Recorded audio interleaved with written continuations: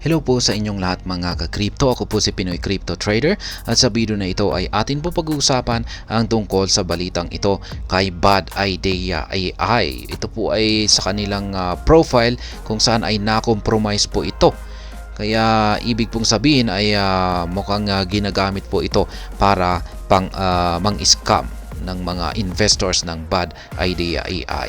At alam naman po natin na si Bad Idea AI ay isa po itong malapit na kapartner ni Shiba Inu. Kaya ibig pong sabihin ay marami na rin pong mga Shiba Inu investors or traders or mga holders ng Shiba Inu na may investment na rin po dito kay Bad Idea AI. Kaya ayan ang isa pong Shiba Inu executive.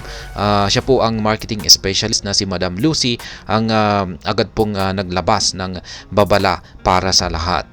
Kaya ayan, bago po tayo magpatuloy ay nais ko lamang po munang bigyang linaw ang aking disclaimer kung saan ang nilalaman po ng video na ito ay hindi po ito isang financial advice. For education and information purposes lamang po ang layunin nito. Maliban po dito ay nais ko na rin pong magbigay babala na wala pong kahit anumang group chat ang Pinoy Crypto Trader. Yan, sabi po rito ay Shiba Inu Marketing Executive Lucy Shib has warned members of the community to avoid clicking any link emanating from the X account of its partner Bad Idea AI. Ayan. Yung kanilang X account po. Ang X account or X platform ay ito po yung dating Twitter.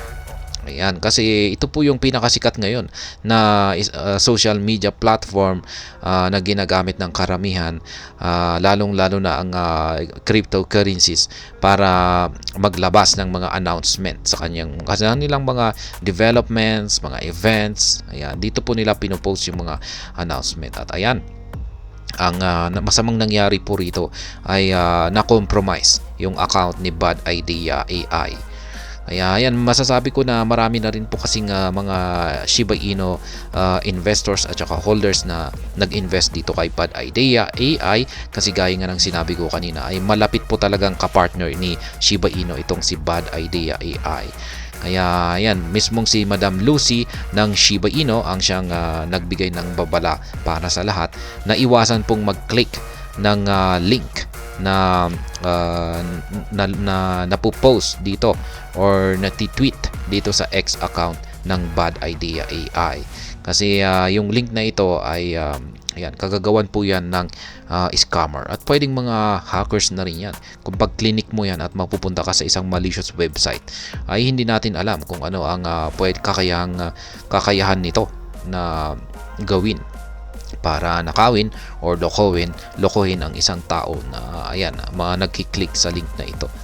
As one of the frontline community liaison officers within the Shiba Inu team, sounding the alarm is a proactive way for members of the SHIB army to get head start about falling for scams. Kaya yan, maganda po yung ginawa rito ni Madam Lucy para maiwasan po natin na mabiktima sa scam na ito.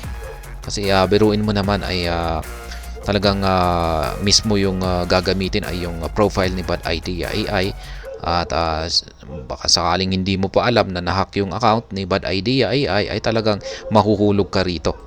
Yan sa kagagawan ng mga scammers na yan. Kaya dapat ipagbigay alam na rin po natin sa mga hindi pa nakakaalam kasi kawawa naman po yung mga mabibiktima rito.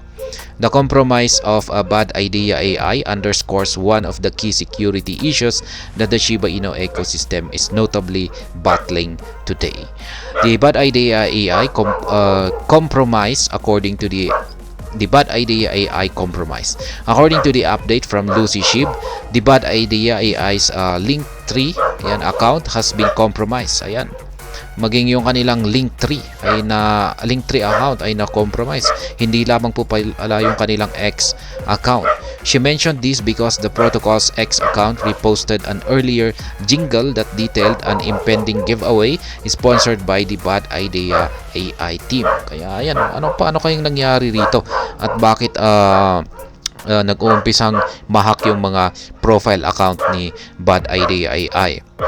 Ayan, isa kaya itong baka naman isang insider ito The original announcement from Lucy Shib was published on Monday, and it detailed the primary of the giveaway to reward loyal community members while promoting BAD.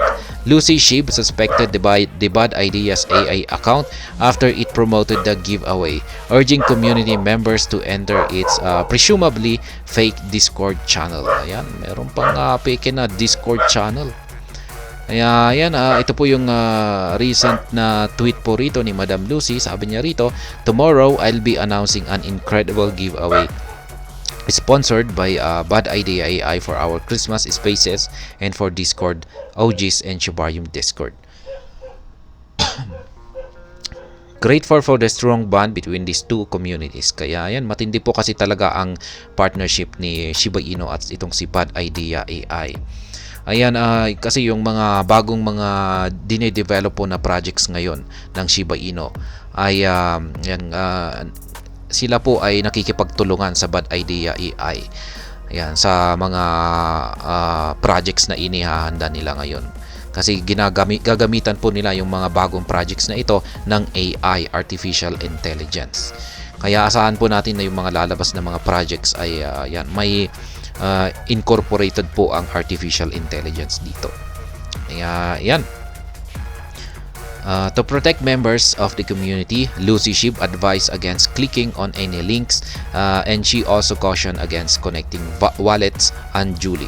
The Shiba Inu team labeled Bad Idea AI as a major partner in its value proposition borders on bridging the gap between blockchain innovation and the world of artificial intelligence.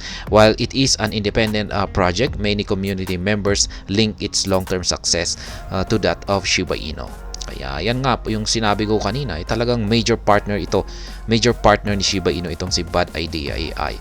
At nitong mga nakalipas na mga balita ay ayan, yung mga team developers ng Shiba Inu at team developers ng Bad Idea AI ay nagtutulungan po sila sa bawat isa. Ayan, para makagawa ng mga magandang projects na na ito po ay gumagamit ng artificial intelligence. Kaya yan, ito na po kasi yung technology natin ngayon. May artificial intelligence na po. Kaya yan, gumagamit na po ng artificial intelligence. Crypto scams taking many formats. Yan yung mga scam.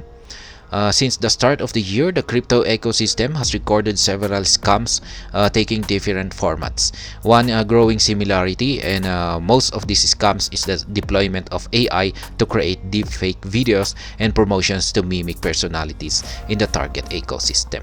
Kaya yan nga, mismong yung mga scammer ay gumagamit na rin po ng artificial intelligence. At ayan nga, yung nitong mga nakalipas na balita ay gumagamit po sila ng deepfake technology. Ayan, yung katulad na lamang ng issue or yung ginagamit ng scammer ngayon na si Ginoong Brad Garlinghouse ng XRP. Ayan, ginamit po nila yung kanyang pagmumukha na nagpro-promote ng isang scam. At ganun din po yung kanilang ginawa kay Charles Hoskinson, ang founder ng Cardano. Kaya yan, nakakatakot na po ngayon. Talagang kung pinapanood mo yung kanilang mga yung pag-promote, yung paraan ng pag-promote ng mga scammers, ay talagang mapapaniwala ka. Kaya talagang kailangan po natin talaga ng mag-ingat ng husto at huwag pong padalos-dalos. This deepfake scam model is rampant in the XRP ecosystem, and different warnings have gone out from Ripple executives to educate members of their ecosystem. Cardano's Charles Hoskinson was also the subject of a fake AI video that was used to promote ADA, as reported recently. Kaya yan po yung mga sinabi ko kanina. Yung dalawang biktima ng AI na yan, yung deep fake technology, si Ginoong Charles Hoskinson ng Cardano at ang Ripple executive na si Brad Garlinghouse.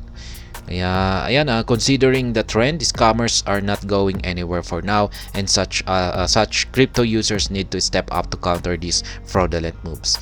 Yan, sa akin ay hindi po talaga mawawala ang mga scammers na yan, kasi ang lalaki po ng kanilang kinikita.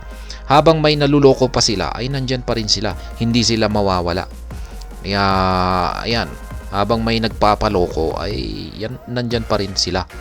Kaya ang kailangan po nating gawin ay matuto, ma-educate at para maiwasan yung mabiktima ng para maiwasan natin na mabiktima ng mga scams. Yan, turuan po natin lahat. Yan, ikalat po natin kung paano umiwas sa mga scam. At dyan po talaga natin malalabanan yung mga scammers at hanggang sa tuluyan na po silang titigil at mawawala. Kasi kung pag educated na po tayo at alam na po natin lahat kung paano iwasan ang mga scammers ay ayan, sila po ay mawawalan ng kita at titigil na rin sila. Yan. Kaya yan lamang po yung pwede nating gawin. Pero kung ayan, habang may nagpapaloko pa rin sa kanila ay ayan, hindi po mawawala ang mga scammers. Nandyan pa rin po yan. At ayan, hanggang dito na lamang po tayo sa video na ito. Sana po ay inyong nagustuhan ang aking paliwanag dito. Kung inyo po itong nagustuhan ay pakiclick lamang po ang like button nito. Para naman po sa mga bago lamang dito, kayo po ay aking inaanyayahan para mag-subscribe. Pakiclick na rin po ang bell icon nito dahil ito po ang siyang magsisilbing notification nito sa mga bagong videos na akin pong ina-upload sa aking YouTube channel na ito. Marami pong salamat sa panonood. Ingat po tayo lagi at God bless po sa ating lahat.